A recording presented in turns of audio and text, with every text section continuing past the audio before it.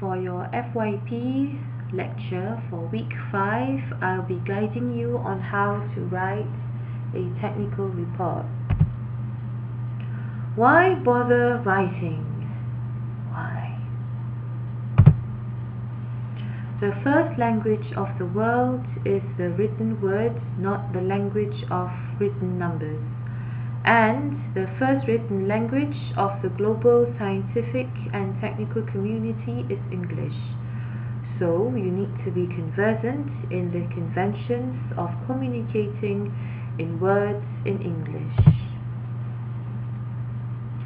As researchers have important contributions to make in all areas of society, and if they are to make their contributions, they have to communicate their ideas. And if the first universal means of communication is the written and spoken words, then researchers have to communicate effectively in words to broadcast their ideas and make change. Thinking critically. So what is thinking critically? When you think critically, you do not blindly accept the information you are exposed to. You have to develop a skeptical mind. You have to be a detective or investigative journalist. You have to seek the truth. You have to continually question why something is the way it is.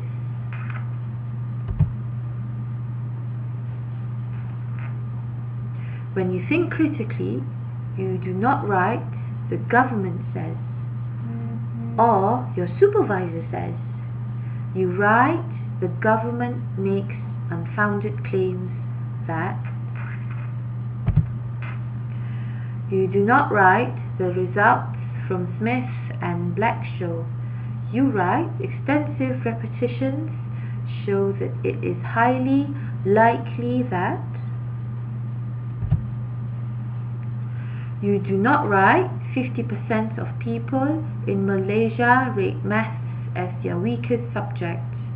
You write 5 studies concur that approximately 50% of people in Malaysia rate maths as their weakest subject. You do not write "it is believed that more car crashes occur in the dark." You write "it isn't clear whether more car crashes occur at night or not, because the study was only undertaken in Perlis in monsoon weather." When you're thinking critically, yes, it takes up time and words to be appropriately critical. But if you do not want to be a sheep and just accept what you are told, then you need to be critical. Critical thinking changes the way you write. Here is an example of which you can actually refer to when you are writing. Integrating others' work.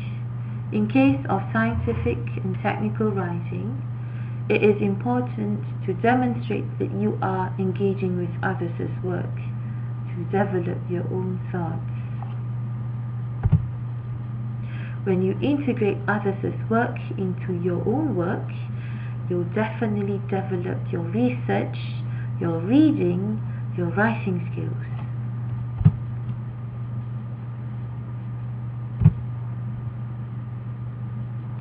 Your title.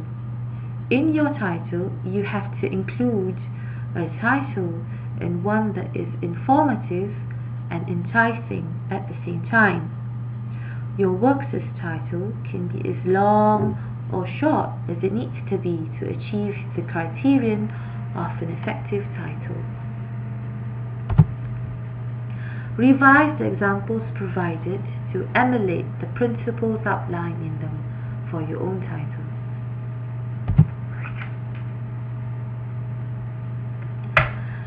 Here are the main sections for your technical paper. So the first section, you have to have your authors, your affiliations, your abstract, your keywords, your main sections, and your references. In your abstract, you have to include your goals, your contributions, your main approaches. It has to have something that one can remember after reading it once.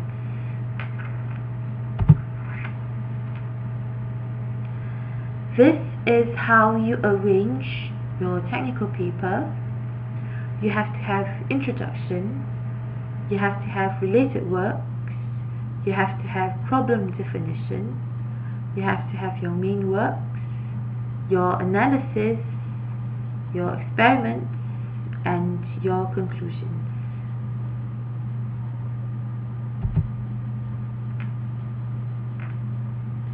In your introduction, you have to include technical trends, applications, user scenarios. You have to include general or specific related works. You have to include your goal, your achievements, and the outlines of your report. Introduction has 3 primary functions.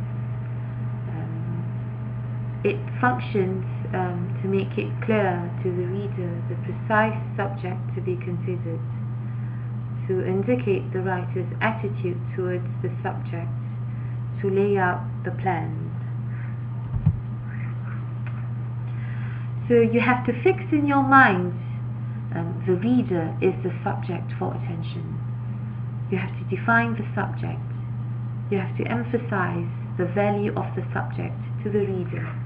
You have to limit subject of coverage. You have to include what is the purpose of your piece. There's a saying that says it is most important for a writer always to think of the report or paper he is about to write as having a definite work to perform. If one conceives his writing in this way, he will not be shooting aimlessly into the sky. He will be learning to aim accurately and shoot to kill. How do you find your focus if your ideas run dry? Try a bit of reading. Take up others' pleas for assistance. Think about your own physical interactions with the world and ask yourself which substance could have been applied to them. You have to have layout plans. You need to decide how to achieve your purpose. You have to include related works, either generally or specifically related works. You have to define your problems. So for your main work, there are a number of considerations specific to your discipline that should be followed in a technical piece.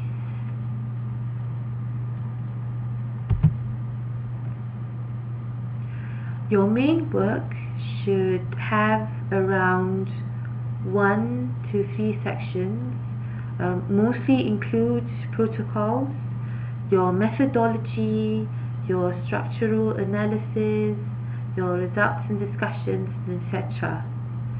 It has to be well structured from top to bottom.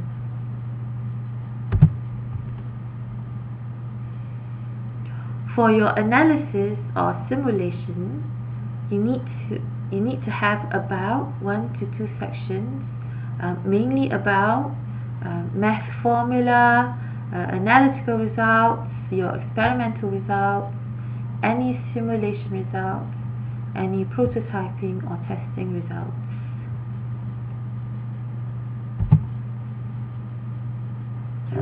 For your conclusions, you need to include 1 to 3 paragraphs. What you have done and why is it better, your future directions.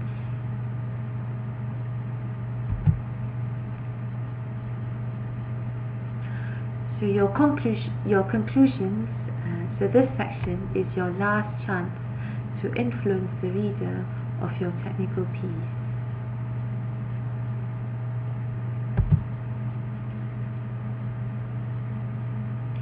In your conclusions, you can say something that you hope will leave a lasting impression on your reader.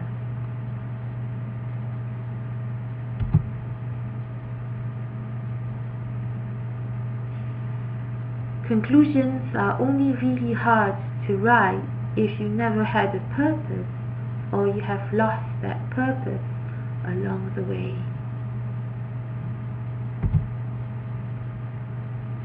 Knowing what to say to conclude a technical piece can be helped by knowing the family of the report to which it belongs, either factual, critical, or advisory.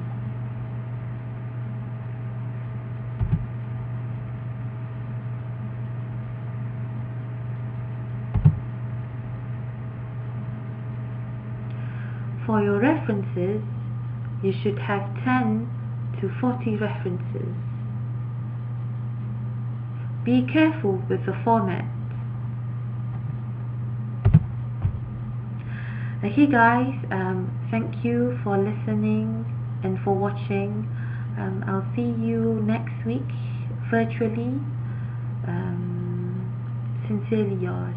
Thank you guys. Bye.